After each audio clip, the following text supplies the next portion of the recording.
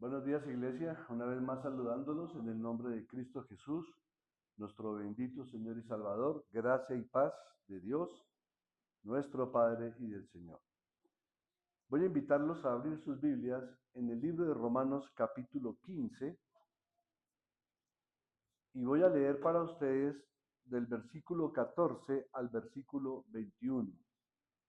Y vamos a exponer hoy el sermón número 60 de la carta a los romanos, que hemos titulado Un llamado a la iglesia por el ministerio de Pablo.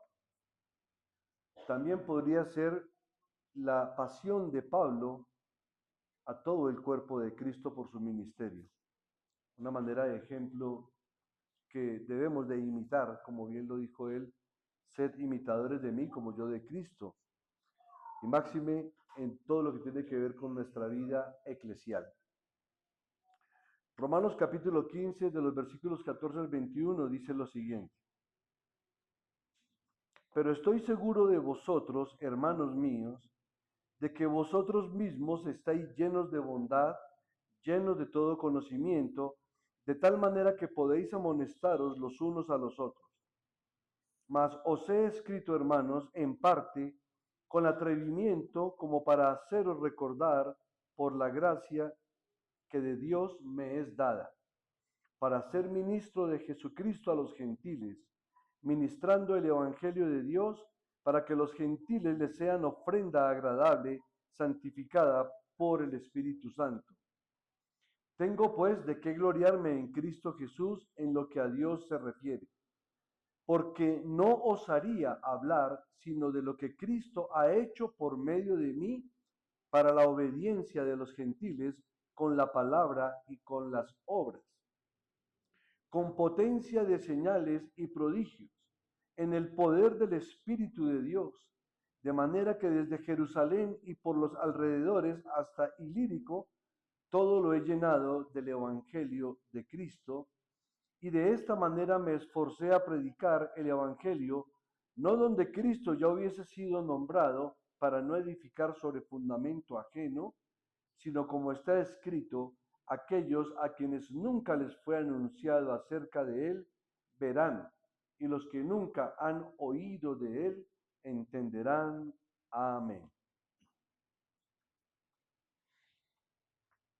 Podemos decir que desde esta porción en adelante ya comienza a vislumbrarse la conclusión de toda la carta de Pablo, que iría desde este capítulo 15, versículo 14, hasta el capítulo 16, versículo 27. Esto marca el comienzo de la conclusión paulina con una explicación que él hace de su atrevimiento al enviar esta carta a la iglesia de Roma.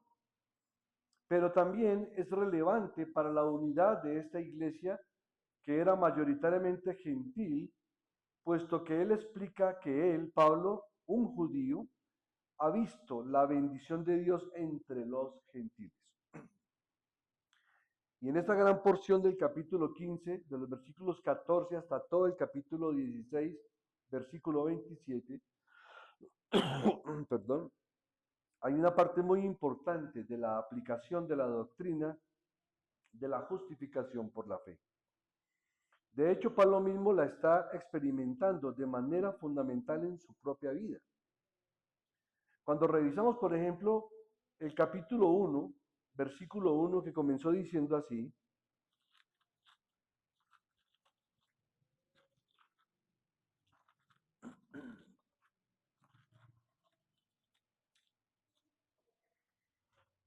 Pablo, siervo de Jesucristo, llamado a ser apóstol, apartado para el Evangelio de Dios, hasta el versículo 16, no, perdón, hasta el versículo, ¿qué se me hizo? 15, 13, o sea, hasta donde leímos hace 8 días. En toda esa porción, su epístola sostiene un carácter muy doctrinal, como lo hemos dicho. Pero al llegar al capítulo 15, versículo 14, y más adelante, vamos a apreciar que Pablo se vuelve, ¿por qué no decirlo?, intensamente personal. Él se vuelve muy personal, habla mucho acerca de su mismo testimonio. Y de una manera muy natural, Pablo demuestra con su propio ejemplo en qué tipo de persona él, una persona que ha sido justificada por la fe, se ha transformado. ¿En qué tipo de persona él se ha transformado al haber sido justificado por la fe?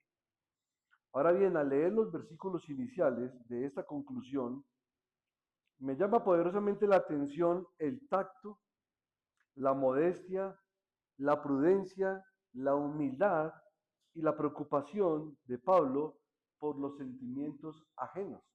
Recordemos que él no había podido viajar a Roma y más adelante vamos a entender por qué.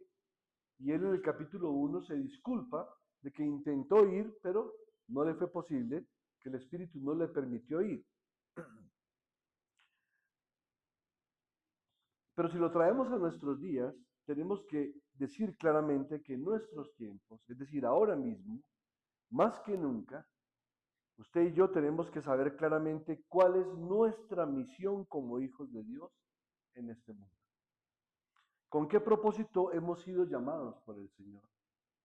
Porque el Señor aún en su voluntad, ¿por qué no has decidido, por ejemplo, llevarnos? ¿Se lo ha preguntado alguna vez?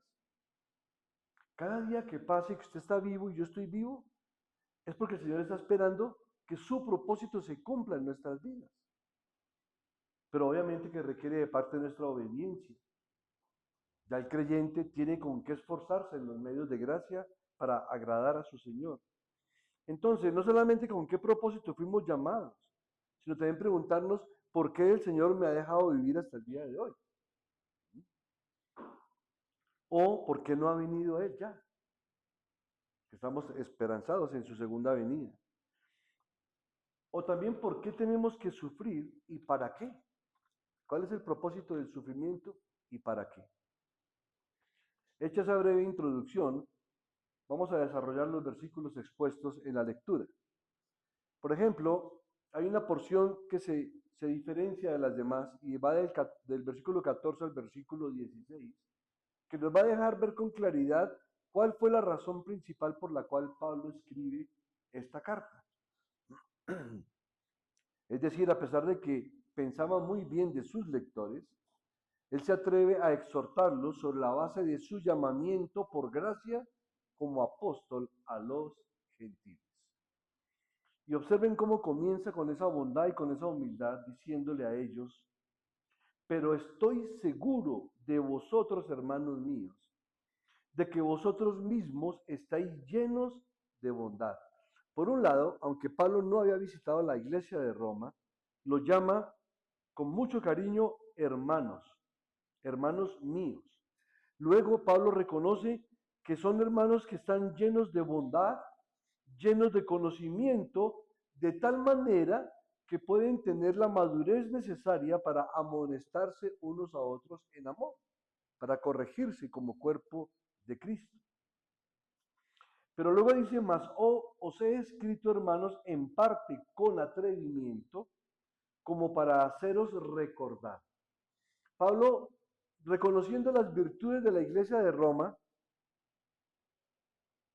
dice que se atreve a escribirles, no tanto con el ánimo de enseñarles nuevas cosas, sino de recordarles lo que él entendía que la iglesia de Roma ya sabía. Por eso dice, como para haceros recordar por la gracia que de Dios me es dada, para ser ministro de Jesucristo a los gentiles, ministrando el Evangelio de Dios para que los gentiles les sean ofrenda agradable, santificada por el Espíritu Santo. Entonces vemos que aunque Pablo reconocía la madurez o cierta madurez de la iglesia de Roma, conformada mayormente por gentiles, él, por la gracia que le fue dada a ser apóstol a los gentiles, y los romanos siendo una iglesia en su mayoría conformada por gentiles, Pablo les recuerda los deberes que deben cumplir, pero también les recuerda que el llamamiento que él tuvo por gracia era precisamente a favor de los gentiles. Eso como encabezado de esta porción. Ahora vamos a verlo verso por verso. Cuando miramos el versículo 14, vemos que Pablo no escribió porque él sentía que los cristianos romanos no podían discernir lo que estaba bien delante de Dios o amonestarse unos a otros para hacer lo correcto. Él reconoce que tenían ya suficiente conocimiento y bondad para poderse amonestar unos a otros. Más bien él escribió para recordarles, animándolos a hacer lo que sabían que era correcto. Hoy en día se oye hablar, por ejemplo, una y otra vez sobre el tal consejo pastoral. Y no está mal buscar el consejo pastoral, pero lo que queremos decir es que aunque se han escrito muchísimos libros, artículos de este tema sobre la consejería pastoral, el apóstol está revelando aquí que ya la iglesia de Roma tenía un consejo mutuo capaz y para esa época y que era un consejo de alto nivel, porque nuevamente les dice, estáis llenos de bondad, estáis llenos de conocimiento, de tal manera que se pueden amonestar unos a otros. Entonces, en la consejería pastoral no es de nuestros días, pero también había una consejería entre los mismos hermanos en la fe que se podían edificar mutuamente, amonestándose en amor de manera mutua. En términos generales, la iglesia de Roma, vemos que sus miembros eran competentes para amonestarse mutuamente. Verso 15. Mas os he escrito, hermanos, en parte con atrevimiento, como para haceros recordar por la gracia que de Dios me es dada. Recordemos que el apóstol Pablo había formulado varias advertencias en contra de muchos males en esta misma carta de los romanos, tales como, por ejemplo, la tendencia o las tendencias antinomianas, es decir, de los que ya descartaban, de hecho, la ley. Eso se vio en todo el capítulo 6 de la carta de los romanos. Pero también el apóstol Pablo advirtió sobre la arrogancia de algunos. Lo vimos en el capítulo 11, del versículo 20 en adelante hasta el capítulo 12, versículo 3. Luego hablamos de que lo peligroso que era oponernos a las autoridades del gobierno establecidas por Dios. Lo vimos en el capítulo 13, específicamente el versículo 2. Pero también vimos, o el apóstol advirtió, la burla que los fuertes hacían de los débiles, pero también la condena que los débiles hacían contra los fuertes. Y todo eso lo miramos en todo el capítulo 14. Y él, con mucha generosidad, añade unas palabras que dicen, para haceros recordar.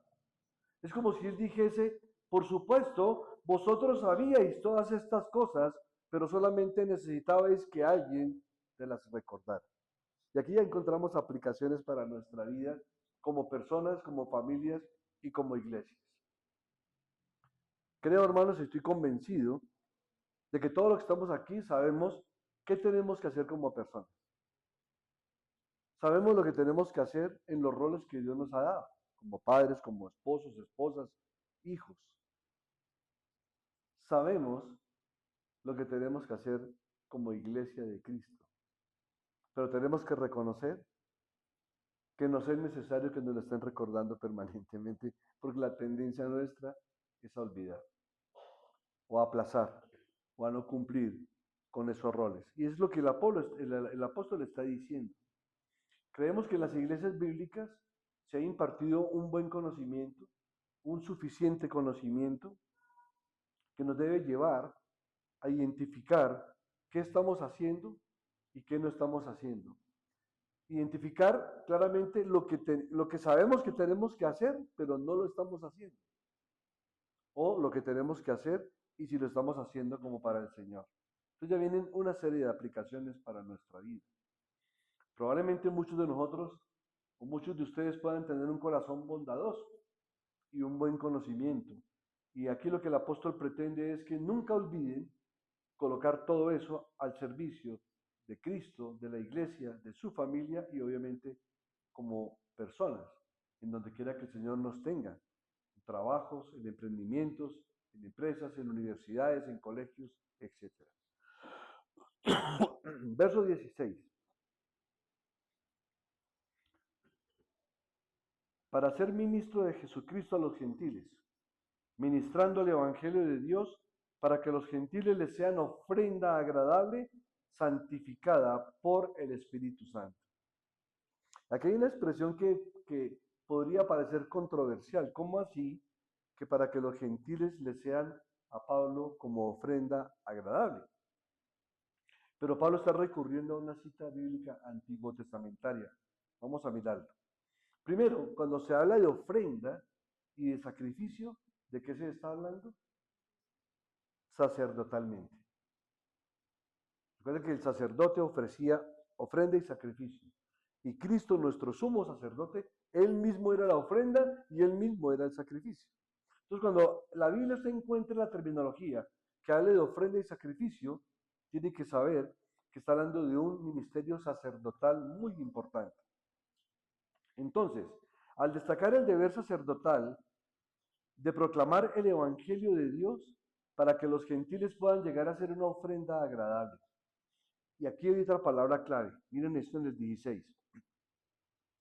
Para ser ministro de Jesucristo a los gentiles. ¿Haciendo qué? Ministrando el Evangelio de Dios. O sea, predicándolo, exponiendo. Para que los gentiles sean ¿qué? Ofrenda agradable. Entonces se observa que la labor sacerdotal no es solamente de orar e interceder, sino que la labor sacerdotal va amarrada o va atada al sacrificio y a la ofrenda. ¿Cómo? Con la predicación del Evangelio. Entonces no podemos separar la predicación del Evangelio de una función sacerdotal. Cuando usted como padre o esposo enseña la Biblia a sus hijos, instruye a su esposa en el Evangelio, está haciendo una labor sacerdotal para que ellos sean ofrenda agradable al Señor, santificados por el Espíritu Santo. Qué tremenda enseñanza para lo que tiene que ver con la función sacerdotal de todo varón en su casa y obviamente en la iglesia. Pero miremos la cita a la cual Pablo está recurriendo aquí para que entendamos que como Pablo era un buen conocedor del Antiguo Testamento, él está recurriendo siempre de una manera retrospectiva a la palabra de Dios. Vamos a Isaías capítulo 66.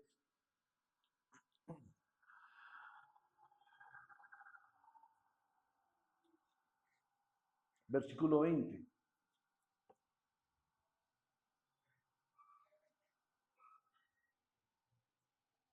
Y traerán a todos vuestros hermanos de entre todas las naciones por ofrenda a Jehová. ¿Mm? En caballos, en carros, en literas, en mulos y en camellos, a mi santo monte de Jerusalén, dice Jehová, al modo que los hijos de Israel traen la ofrenda en utensilios limpios a la casa de Jehová. O sea que de la misma manera que los israelitas llevaban la ofrenda con los utensilios a la casa de Dios, dice el Señor que tenían que traer a todos los hermanos de todos los lugares, de todas las naciones, por ofrenda a Jehová. ¿Sí estamos entendiendo el sentido? Cada que tú predicas el Evangelio, cada que tú y yo enseñamos el Evangelio, estamos tratando de traer a ese posible hermano como ofrenda agradable a Dios. Porque si por el Evangelio se convierte, va a experimentar el sacrificio de Cristo en su propia vida y va a ser una ofrenda agradable a Jehová. Aquí la imagen que el apóstol Pablo proyecta citando a Isaías transmite el gran número de personas que se unirían a Israel en adoración al Señor y serían incluidos en el sacerdocio espiritual. Vamos a Isaías 61.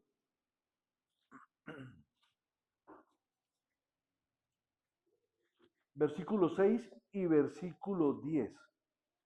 Dice el versículo 6, y vosotros seréis llamados sacerdotes de Jehová, ministros de nuestro Dios seréis llamados. Comeréis las riquezas de las naciones y con su gloria seréis sublimes. Y el verso 10, en gran manera me gozaré en Jehová, mi alma se alegrará en mi Dios, porque me vistió con vestiduras de salvación, me rodeó de manto de justicia, como a novio me atavió y como a novia adornada con sus joyas. Aquí está hablando perfectamente de sacerdocio y de salvación, tanto para el hombre como para la mujer. y hablando de la iglesia, como novio ataviado, ¿cierto? Y la novia como adornada con sus joyas. ¿Cuál es la novia de Cristo? La iglesia, que va a ser la esposa del Cordero en las bodas del Cordero. Pero mire que dice, me vistió con vestiduras de salvación. ¿Se observan la conexión que hay entre el versículo 6 y el 10? Seremos llamados sacerdotes de Jehová, ministros de Dios, comeremos las riquezas de las naciones y con su gloria seremos sublimes. Y además el Señor, aparte de todo lo que narra ahí, termina diciendo en esa porción que en gran manera me gozaré en Jehová, mi alma se alegrará en mi Dios, porque me vistió con vestiduras de salvación. Y esto es lo que el apóstol Pablo está hablando aquí en Romanos capítulo 15, versículo 16. Lo que él está expresando está lleno de ese lenguaje de sacerdote. Pablo dice que él sirve como un sacerdote que ministra a Cristo Jesús, presentando el Evangelio como un servicio sacerdotal, para que de esta manera los gentiles convertidos puedan ser un sacrificio agradable para Dios. Ahora bien, miremos el ejemplo del apóstol Pablo aquí mismo, en la porción que estamos leyendo. Él aquí está diciendo claramente en lo que se debe ocupar la iglesia. O sea, en ministrar a otros la palabra de Dios. En ser buenos sacerdotes, intercesores y evangelizadores. Pablo está diciendo que la iglesia se debe ocupar en obtener el conocimiento necesario, pero siempre recordando de dónde el Señor la sacó. Que es posiblemente donde muchos de nosotros fallamos. Queremos decirle a la gente y recordarle el Evangelio, pero nos cuesta trabajo reconocer de dónde nos sacó el Señor a nosotros, y a veces tenemos la tendencia de olvidar. Aquí el apóstol Pablo se está encargando de decir a la iglesia que se ocupe en todo lo que ha aprendido por el conocimiento bíblico, que tiene que ir aprendiendo siempre, porque la iglesia nunca cesa de aprender, pero recordando, siempre recordando. Que más o menos se podría como comparar con nuestro eslogan en la Reforma, ¿no? Que dice, las iglesias reformadas, siempre reformándose. ¿Cómo? Recordando, yendo a las escrituras, aplicando el principio de sola escritura, de sola gracia, sola fe. ¿De dónde nos sacó el Señor? Ahora bien, hermanos, sabemos que obviamente el apóstol Pablo fue un hombre llamado directamente por Cristo para ser apóstol de los gentiles. Llamado y capacitado. Él era el primero que aplicaba esto en su propia vida. Pablo era un hombre llamado, pero a la vez era un hombre capacitado. Recordemos que en Gálatas él dice que el evangelio que aprendí lo aprendí directamente de Cristo. Y sin embargo él tenía un conocimiento muy grande del Antiguo Testamento. Pero no lo había experimentado, sino hasta que nació de nuevo en Cristo. Y aparte del conocimiento que tenía, el Señor le revela toda la interpretación de todo el Evangelio de Cristo desde el Antiguo hasta el Nuevo Testamento directamente a Pablo. Y Pablo siempre conoció y siempre recordó todo esto porque él nunca olvidó de dónde había salido, y eso usted lo puede ver, lo puede claramente observar en todas las cartas de Pablo, que él siempre habla de que fue un gran pecador, que persiguió la iglesia de Cristo, que no es digno de ser llamado apóstol, que todo el conocimiento que él tenía lo tiene por basura con tal de alcanzar el conocimiento de Cristo. Me refiero de manera experiencial, y eso fue lo que hizo. Ahora bien, esa expresión para que los gentiles les sean ofrenda, pues tiene cierta controversia, pero ya vimos que se aplicó correctamente en el libro de Isaías. Y tenemos que entender que es que esa ofrenda es simplemente santificada por el Espíritu Santo. Entonces, Pablo dice que él sirve como un sacerdote que ministra a Cristo Jesús, presentando el Evangelio como un servicio sacerdotal para que de esta manera los gentiles convertidos puedan ser un sacrificio agradable a Dios. Entonces la pregunta que nos tenemos que plantear sería la siguiente, o varias. Quiere decir Pablo que al proclamar el Evangelio a los gentiles, en aquellos casos en que el mensaje era aceptado por fe, él mismo ha traído a esos gentiles a Dios como ofrenda para sacrificio o como sacrificio de ofrenda. ¿O está diciendo que los gentiles mismos se ofrecerían a Dios como sacrificio? ¿Cuál de las dos posturas? Y cuando uno mira, son dos verdades paralelas, porque ya la vimos en Isaías. Traigan a todos los hermanos como ofrenda agradable a Jehová. ¿Cómo? Predicando. ¿Y por qué lo decimos? Porque en Isaías 66:20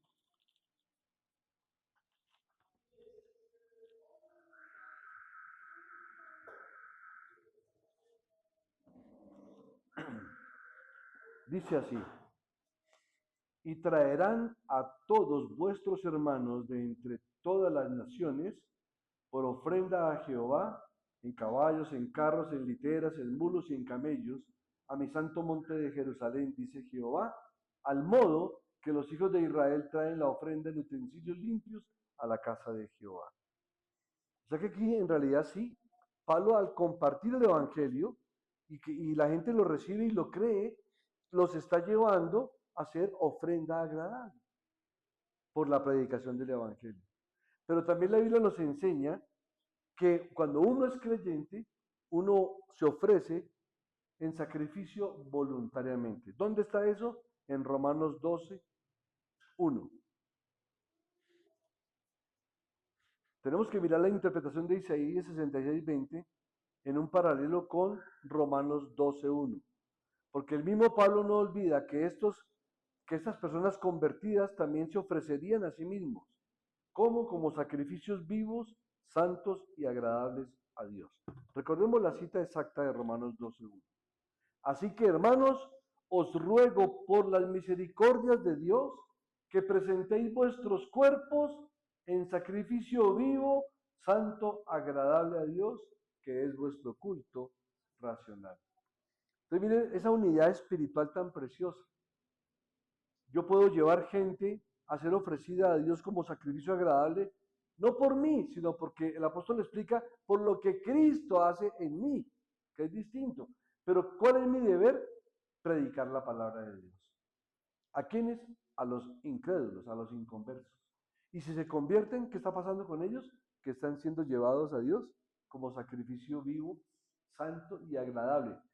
Y cuando ya ellos han sido convertidos, ellos mismos querrán ser voluntariamente presentarse a Dios en sus cuerpos como sacrificio vivo, santo y agradable a Dios, que es nuestro culto racional. Es a quien debemos de adorar.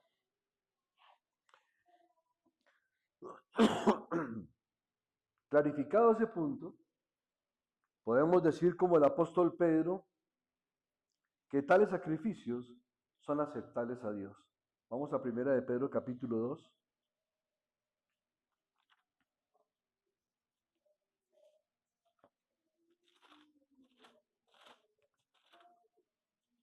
Primera de Pedro capítulo 2, versículo 5. Vosotros también, como piedras vivas, sed edificados como casa espiritual y sacerdocio santo. ¿Para qué? Para ofrecer sacrificios espirituales aceptables a Dios por medio de Jesucristo. Qué belleza de texto. El apóstol Pedro reafirmando también lo que ha enseñado Pablo. En resumen, podemos decir en esta primera porción que va hasta el versículo 16, que la carga de Pablo por el ministerio era la razón principal por la cual él escribe esta carta, sin olvidar que por supuesto somos justificados solamente por fe. Vamos de los versículos 17 al 19.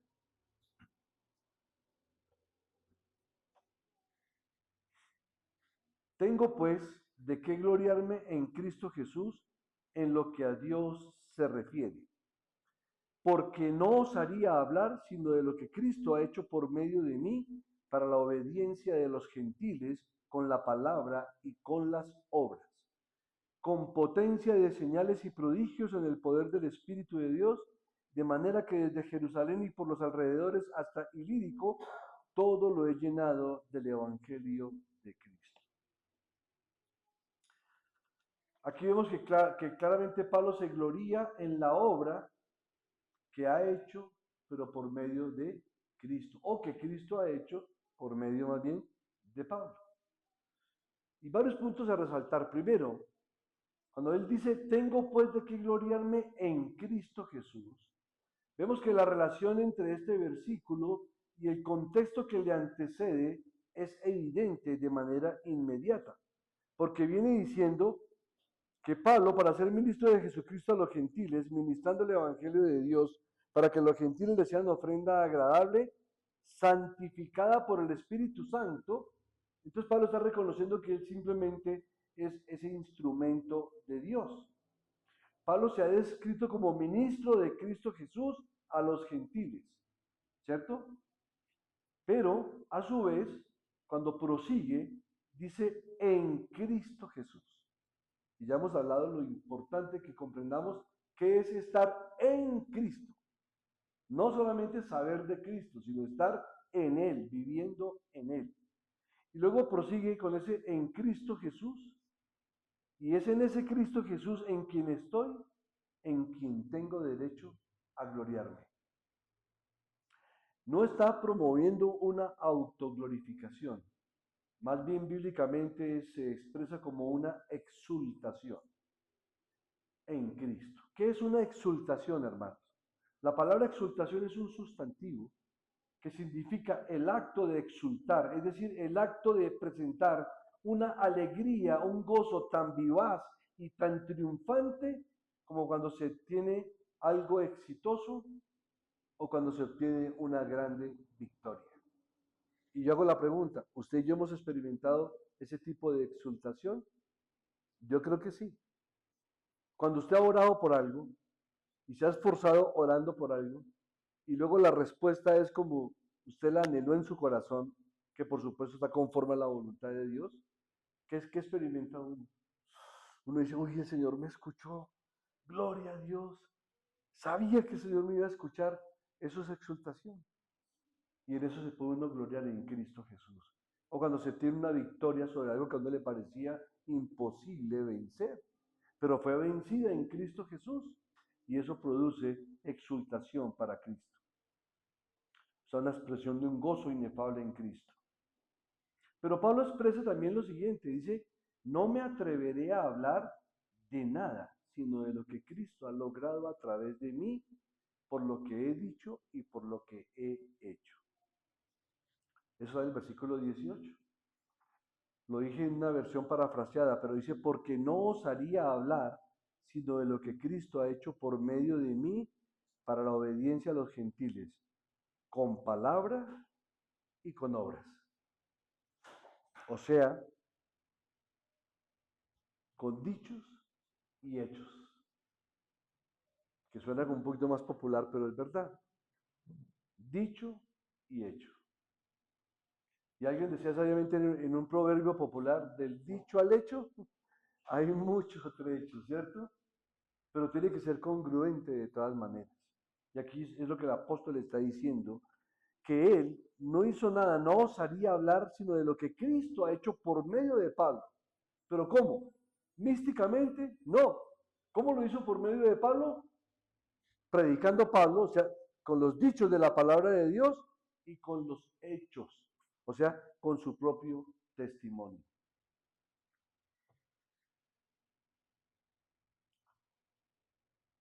Y lo ratifica en el mismo texto, perdón, en el siguiente texto que es el 19, con potencia de señales y prodigios en el poder del Espíritu de Dios. O sea que aquí el apóstol Pablo le está atribuyendo a la obra de Cristo y al poder del Espíritu el mismo honor y el mismo reconocimiento, el mismo que él mismo ofreció y narró en Romanos capítulo 8, versículo 9.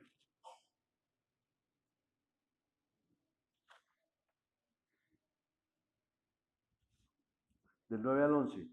Mas vosotros no vivís según la carne, sino según el Espíritu, si es que el Espíritu de Dios mora en vosotros. Y si alguno no tiene el Espíritu de Cristo, no es de él. Pero si Cristo está en vosotros, el cuerpo en verdad está muerto a causa del pecado, mas el Espíritu vive a causa de la justicia. Y si el Espíritu de aquel que levantó de los muertos a Jesús mora en vosotros, el que levantó de los muertos a Cristo Jesús vivificará también vuestros cuerpos mortales por su Espíritu que mora en vosotros. Ahora, tenemos que entender que cuando él habla de señales y prodigios, está hablando obviamente de milagros y de hechos sobrenaturales. Y los que han leído todo el libro de los Hechos a partir del capítulo 11, que es donde el apóstol Pablo, digamos, cobra vigencia y vemos que Pedro va como desde el capítulo 1 hasta el capítulo 10, 11 de Hechos como la figura central en el aspecto de la evangelización o apostolado. Después del capítulo 11 hasta el final, y digamos que el actor más sobresaliente es el ministerio de Pablo. Y ahí ustedes pueden ver toda la cantidad de milagros, prodigios y señales que se narran en el libro de los Hechos. Y ya explicamos que esas señales eran necesarias. ¿Para qué? Para ratificar que ellos tenían autoridad apostólica para plantar iglesias y tenían la autoridad de Cristo para hacer prodigios, señales y milagros. Pero hay un punto bien interesante que uno lo escucha muy de vez en cuando, tal vez aquí en la palabra de Dios, tal vez es el único texto que menciona que con potencia de señales y prodigios en el poder del Espíritu de Dios, luego dice el apóstol, de manera que desde Jerusalén y por los alrededores hasta Ilírico, todo lo he llenado del Evangelio de Cristo. Y aquí hay como una aparente contradicción, porque sabemos que el apóstol Pablo comenzó su ministerio en la iglesia de Antioquía, ahí comenzó sus viajes misioneros. Entonces, ¿por qué mencionó que desde Jerusalén? Bueno, porque fue en Jerusalén que el Señor le habló diciéndole que él sería el apóstol para los gentiles. Así de sencillo.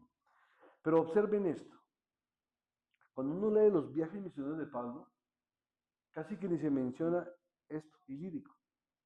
Mencionamos otras regiones, ¿cierto? De Galacia, de Éfeso, y todos los viajes misioneros de Pablo, inclusive va hasta Italia o España, ¿no? Pero Ilírico, ¿qué es eso? Entonces, claro, obviamente cuando uno prepara el sermón tiene que investigar qué significa esa palabra Ilírico. Desde Ilírico es que una provincia de Jerusalén, una provincia romana, ¿o qué es? Entonces, para ello hay que buscar también los mapas del Antiguo Testamento o los mapas de la época y encontramos lo siguiente, que ese territorio es lo que hace poco se conoció como todo el territorio de Yugoslavia y Albania. Qué interesante, ¿no? Ya sabemos que Yugoslavia también se dividió en Eslovaquia o en Eslovenia, creo que es, y en dos países que se me escapan en ese momento, hace unos pocos años, tal vez unos 20 años. Pero Ilírico era todo lo que es hoy día la región o fue la región de Yugoslavia y Albania. Entonces, esto pues, también para los que quieran curiosear un poco más con los mapas, pueden ir ahí hasta dónde llegó el mensaje de Pablo. Bien, pero quiero que observen lo siguiente. Aquí en esta porción el apóstol está hablando de Cristo Jesús, habla de Dios, del Espíritu de Dios, etc. Lo que les comentaba hace un rato, el apóstol Pablo sin esforzarse teje referencias a cada miembro de la bendita y santa Trinidad. Si leemos del versículo 16 al 19, observen que ahí está. Dice, para ser ministro de Jesucristo, a los gentiles ministrando el evangelio de Dios, para que los gentiles le sean ofrenda agradable santificada por el Espíritu Santo. Tengo pues de qué gloriarme en Cristo en lo que Dios se refiere, porque no osaría hablar sino de lo que Cristo ha hecho de mí para la obediencia de los gentiles con palabras y con obras, con potencia de señales y prodigios en el poder del Espíritu de Dios. Está la Trinidad implícita en acción permanente. Sí, la palabra Trinidad no aparece, pero como decía el buen Spurgeon, la Trinidad no hay que demostrarla, simplemente se muestra. Así es. Entonces no cae uno en esos debates insulsos. Pablo no puede hablar de Dios sin recordar sus tres personas. Vamos con la porción de los versículos 20 al 21, que es la porción final. Y de esta manera me esforcé a predicar el Evangelio, no donde Cristo ya hubiese sido nombrado para no edificar sobre fundamento ajeno, sino como está escrito, aquellos a quienes nunca les fue anunciado acerca de él verán, y los que nunca han oído de él entenderán. Hermanos, el deseo de Pablo de predicar el Evangelio en nuevos lugares era evidente. Pablo no quería edificar sobre fundamento ajeno, más bien quería hacer el trabajo de pionero para el Señor, no porque estuviera equivocado o que fuera malo el continuar la obra que hubiese comenzado otro hombre, no, sino porque había mucho por hacer en las fronteras, mucho por hacer en otros sitios donde el Evangelio nunca había sido predicado. Pablo está comenzando a decir la razón por la que no visitó Roma anteriormente, o al menos en parte lo que él dice significa lo siguiente: en cualquier ocasión anterior no hubiera completado mi gira de predicación del Evangelio. Recuerdan que el apóstol se disculpa en un principio de la carta por no haber podido visitar Roma y que lo quiso hacer varias veces. Aquí está la verdadera explicación. Mire el versículo 23, que aunque no forma parte del sermón de hoy, sino del dentro de 8 días, nos da la respuesta a ello. Pero ahora, no teniendo más campo en estas regiones y deseando desde hace muchos años ir a vosotros. Qué tremendo, ¿no? Pablo dice, ya culminé mi tarea, ya prediqué donde el Señor me mandó. No quedó región, no quedó pueblo, no quedó ciudad donde no predicara el Evangelio. Ahora que ya no tengo en dónde más predicar, he añorado visitarlos a ustedes desde hace muchos años. Y es cuando entonces envía la carta a Roma. Y sabemos que él llega a Roma y llega allá, pero preso. Entonces el versículo 23 nos da la explicación del mismo Pablo. En estas regiones ya no queda para mí lugar en que trabajar. Esto que ya había predicado todo esto. Recordemos que Pablo era por excelencia un abridor de caminos, un misionero pionero, un fundador de iglesias. Él plantó, ahora que vengan otros Apolos a regar la semilla. Como conclusión final y aplicación para nosotros, mis queridos hermanos. Iglesia, nuestro llamado es a servir a Dios y esta es la muestra de que somos un sacrificio vivo, agradable a Dios. Si formamos parte del cuerpo de Cristo como iglesia, eso somos. Pero la iglesia está llamada a servir a Dios. Nuestro afán debe ser anunciar el Evangelio o ayudar a plantar iglesias y que discípulos de esta iglesia hagan más discípulos. Porque eso fue lo que nos mandó el Señor. Id y haced discípulos. Nuestra misión no es acabar con el hambre del mundo. Nuestra misión no es que los niños del África tengan comida, no. Ahora, no decimos que estas causas no sean buenas, pero nuestra misión no es solamente filantrópica. Nuestra misión no es un evangelio social. Nuestra misión es predicar el verdadero y santo evangelio de Cristo Jesús, el único capaz de salvar. No hay otro evangelio. Hermanos, no caigamos en ese engaño de la trampa de que las actividades humanas que hemos mencionado anteriormente, que son buenas causas, no son el Evangelio de Cristo. Por supuesto que un buen creyente se ocupa del verdadero Evangelio y en la medida en que puede ayudar a otros, los puede ayudar, por supuesto. Pero ese no es el propósito principal de la iglesia. Esto surgió como resultado de esa famosa teología liberal, que se convirtió en un evangelio de justicia social. Y la Biblia no nos habla de justicia social, nos habla de justificación delante de Dios por nuestra maldad y por nuestro pecado. Esas actividades que mencionamos anteriormente, que mencioné, se pueden convertir, siendo en sí buenas, se pueden convertir en una distracción para mantener a las iglesias ocupadas y perder la verdadera misión de la iglesia, ir y hacer discípulos predicando el evangelio. ¿Por qué? Porque si predicamos el evangelio, le estamos precisamente abriendo la oportunidad a esas personas a que también aprendan a depender de Dios. Obviamente un cristiano debe mostrar su fe por sus obras, por supuesto. Y seguro que un buen cristiano tiene el deseo de ayudar a la sociedad, pero nuestra principal misión es predicar el Evangelio. Mateo 6:33 dice, mas buscad primeramente el reino de Dios y su justicia, y todas estas cosas serán añadidas. O sea que si yo le predico el Evangelio a alguien, y ese alguien lo acepta por fe, lo cree, es justificado por Dios,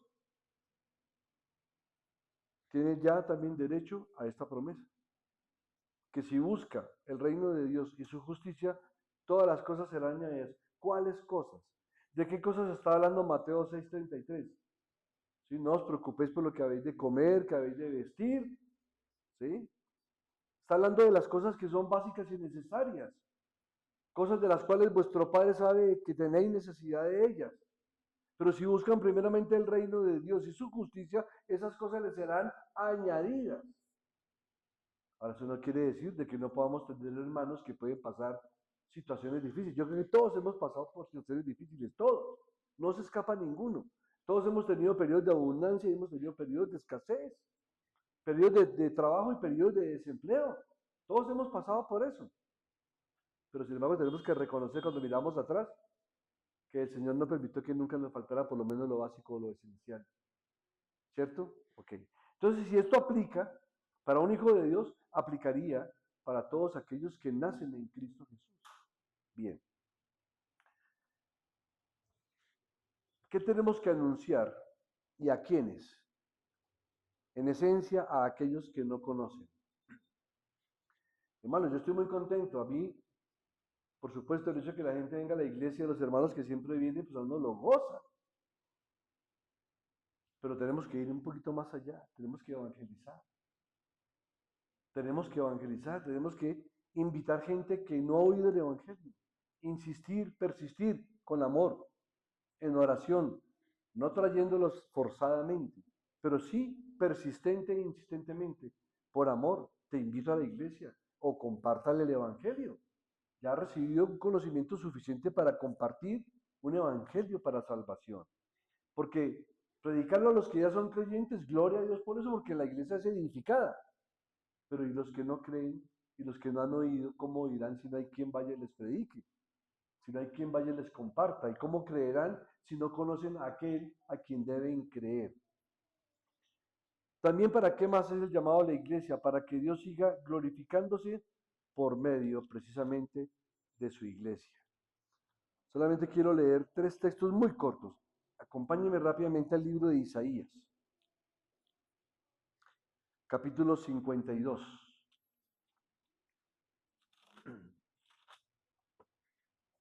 Versículo 15. Así asombrará él a muchas naciones. Los reyes cerrarán ante él la boca, porque verán lo que nunca les fue contado y entenderán lo que jamás habían oído. Es la misión nuestra. Isaías 65, 1.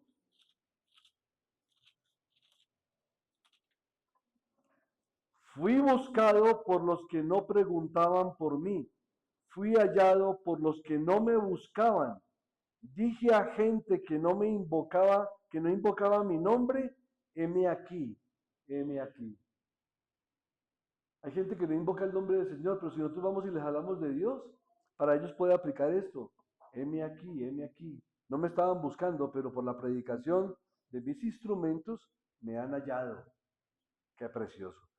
Isaías 55, del 6 al 8. Buscad a Jehová mientras puede ser hallado. Llamadle en tanto que está cercano. Deje el impío su camino y el hombre inicuo sus pensamientos, y vuélvase Jehová, el cual tendrá de él misericordia, y al Dios nuestro, el cual será amplio en perdonar.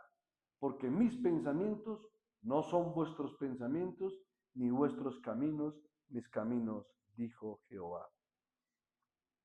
Iglesia amada, perseveremos en el camino del Señor. Cumplamos con el propósito con el que el Señor nos ha escogido para llevar su mensaje de salvación a otros. Él aquí nos ha mostrado claramente el camino que debemos seguir. El que tenga oídos para oír, que oiga lo que el Espíritu dice a la iglesia del Señor. Y en todo esto sea solo la gloria a Dios nuestro Padre, en Cristo Jesús y por el poder de su Espíritu. Amén. Iglesia, que la gracia, la misericordia, el favor de Dios y el propósito de Dios para su iglesia se cumpla en todos y cada uno de nosotros, en Cristo Jesús. Gracia y paz.